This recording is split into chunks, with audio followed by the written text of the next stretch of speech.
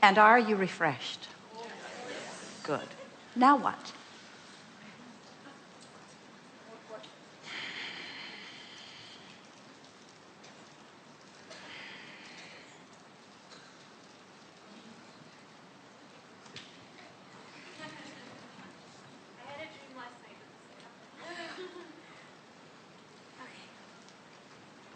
Dreams are manifestations too, aren't they? Yes. She said she had a dream last night. So what's manifesting in your reality is a match to what's going on with your vibration. What manifests in your dream state is, were we really smart in your dream? Yes, always. I'm gonna bring this. Okay. So I do hands-on healing with people, and our Reverend taught us that in order to become the perfect healer, you yourself must be fully healed. And I'm getting really better at it, and it's becoming good, but there's still this one thing that I have, and it's so deep-seated that I've been told that it came from a past life. And it's well, nothing does. Nothing comes from a past life. We know it's an excuse you've been counting on. We'll just briefly tell you why. When you think about it, when you feel negative emotion, what does that negative emotion mean? It means you're not in the vortex. It means what you're focused upon right now is off from what the larger part of you is focused upon. So if your inner being will not even join you in one negative thought, what do you think the odds are that you've been sent back to get something right that you messed up before? In other words, when you reemerge into non-physical, you become the vibrational version of all that expansion.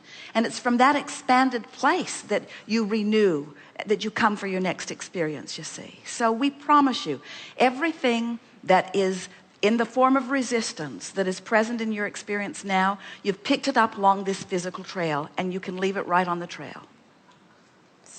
So there's nothing so deep-rooted in you that you... Well, we're not saying that you don't have some resistance, and we'll help you, we'll talk about it here. We're not saying that you don't have resistance. We're just saying don't put it off on something that has nothing to do with your vibration at this time. Your vibration right now, there are two vantage points of your vibration. There's the source energy and the vibration of your source energy. And there's you and what you're thinking right now. And everything that you feel is about that relationship. Everything that you feel, and everything that is past life, you reemerged back in, is part of this pure positive energy, you see. So that's why we can tell you unequivocally that resistance is always about what you're thinking about here and now. And you can let it go. We'll show you. So we interrupted you. Continue. If you want. Well, I just wanted to know how to unroot it then, because it's such a huge trigger that it... And I was told that from other people, not from you, obviously, but that you can manage it, but it will never be gone. Like, it'll always be there in the back of your mind. You can kind of ignore it and gloss over it. Well, this is always true. Everything that you've lived, let's give you the big version of this. So prior to this life experience, you were source energy. And a part of that consciousness came into this physical body, and you know it as this personality. Mm-hmm. So you know what you don't want, and you know what you do want, and you keep sending these rockets where this larger part of you continues to expand. And that's been going on for a long time. This larger part of you is this expansive, magnificent, loving, pure positive energy being. So here you are having this vibrational relationship with this larger part of you. So when you think a thought that makes you feel insecure, the reason for the insecurity is because the source within you isn't having that kind of thought. When you're feeling critical of yourself or critical of someone else or finding fault somewhere, you're going to have an off moment. And so it's possible for you to focus, as many people do, on things that the source within you is not focused upon, and set up that sort of discord or resistance. But when you make your transition into non-physical, we promise you that in one fell swoop, you will leave all resistance behind, and you will become this pure positive energy being. Now, there are a lot of people that don't like that, because don't like the idea of it, because they were really counting on the rascals of your world really getting punished once they reemerge into non-physical. But it is not that way. You leave all that resistance behind, and you become all that you are. We just don't think you should have to croak to come into full alignment with who you are. We know that you can find a way of coming into alignment now. But here's the thing, and maybe this is what they were getting at, because this is something that we know for sure. You will never be able to look at issues or situations or things that you have judgment, negative judgment about, and be in the vortex at the same time. In other words, you just have to focus yourself somewhere where alignment happens rather than somewhere where misalignment happens. The thing about being a facilitator to assist someone in healing, the most important thing is to realize that every person that you are interacting with that is seeking some relief or some well-being, they also have a pure positive energy source within them. They also are connected to this stream of well-being. And when they are in their place of illness, their desire for wellness has already launched huge rockets of desire. So they're summoning the energy in a very powerful way. But in the same way that they were letting one thing or another be their reason for resisting the energy that they were summoning, often now that they're sick, they are even resisting more because now they have the illness to deal with or the fear of the diagnosis to deal with. And so it's a pretty common thing for people when they need the energy the most to be blocking it because they're all sort of in resistance because of now the situation that they are observing. As we said earlier today, most people offer most of their vibration in response to what they're observing. It's a really rare one of you that offers your vibration just because you know about the vortex and you want to line up with it. So the way you play into the scenario as a healer or an uplifter is you are one who encourages and influences and emphasizes the allowing part of their equation, because they're already asking. The 3 steps of the process are: first, ask. And boy, are they ever asking. What they're living has them asking big time. The energy is really flowing. The cells of their body are asking, and the energy is flowing big time. But if they're in resistance because of their fear, or in resistance because of their habit of thought that brought it about to begin with, then just goosing up the energy isn't going to help.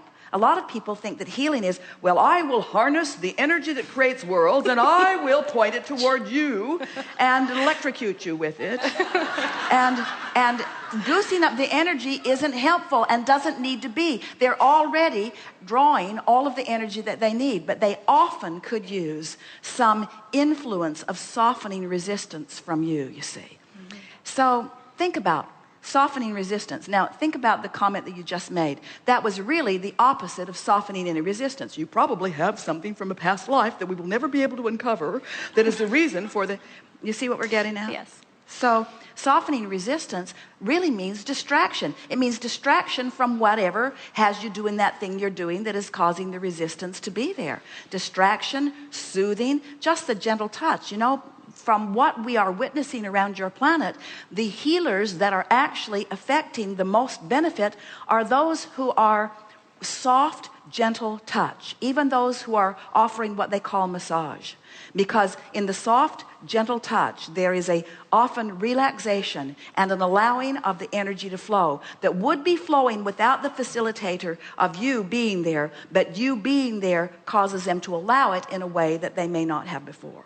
So you, as a healer, and you are, tune in to where they're at, and then you just do your best to soothe energy.